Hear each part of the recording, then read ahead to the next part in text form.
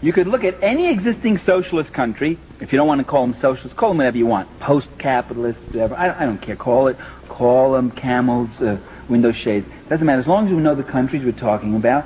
You can look at any one of those countries, and you can evaluate them in several ways. One, comparing them to what they had before. And that, to me, is what's very compelling. That's what's so compelling about Cuba, for instance. When I was in Cuba, I was up in the Escambray, which is like the Appalachia of Cuba, very rugged mountains. The people, very poor they were. And I said to this campesino, I said, "Do you like Fidel?" And he said, "Sí, with all our souls." I remember his gesture, "with all our souls." I said, "Why?" And he pointed to this clinic right up there on the hill, which we had visited. He said, "Look at that." He said, "Before the revolution, we never saw a doctor. If someone was seriously ill, it would take 20 people to carry that person, because you'd go day and night. It would take 2 days to get to the hospital. First, because it was far away, and second, because you couldn't go straight. You couldn't cross the latifundio lands. The boss would kill you. So you had to go like this. And often when we got to the hospital, the person might be dead by the time we got there. Now we have this clinic up here with a full-time doctor. And today, a doctor in Cuba, when you become a doctor, you've got to spend 2 years out in the country. That's your dedication to the people. And a dentist who comes 1 day a week.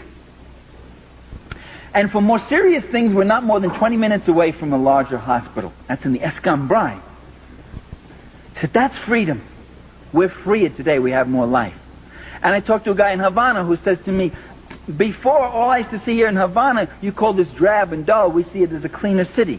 It's true, you got the paint is peeling off the walls, but you don't see kids begging in the streets anymore, and you don't see prostitutes. All we used to have was prostitutes. Prostitution used to be one of the biggest industries. And today, this man is going to night school. He said, I can read.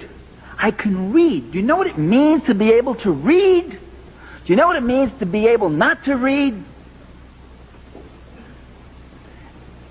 I remember when I gave my book to my father, I dedicated a book of mine, Power and the Powerless, to my father. I said, "To my father with my love." Gave him a copy of the book. He opened it up, looked at that. He'd only gone to the 7th grade. He was a son of an immigrant, a working-class Italian.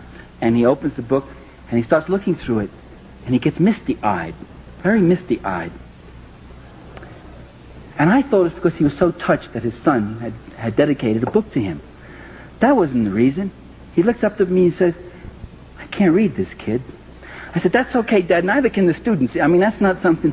I mean, don't worry about that. I wrote it for you. I mean, it's your book, and you don't have to read it. You know, it's a very complicated book, academic book." He says, "Yeah, I can't read this book." And the defeat that man felt. That's what illiteracy is about. That's what the joy of literacy programs is. That's why in Nicaragua you got people walking proud now for the first time. They were animals before. They weren't allowed to read. They weren't taught to read. So you compare a country to what it came from, with all its imperfections, and those who demand instant perfection. The day after the revolution, they get up and say, "Are there civil liberties for the fascists? Are they going to be allowed to have their newspapers and their radio program? Are they going to be able to keep all their farms?" The passion that some of our liberals feel the day after the revolution, the passion and concern they feel for the fascists, the civil rights and civil liberties of those fascists who were dumping and destroying and murdering people before. Now the revolution has got to be perfect. It's got to be flawless.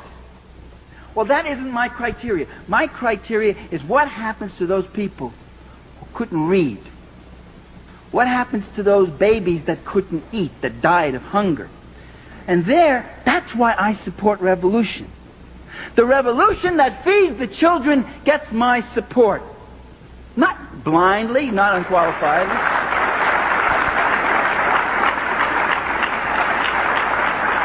And the Reaganite government that tries to stop that kind of process, that tries to keep those people in poverty and illiteracy and hunger, that gets my undiluted animosity and opposition.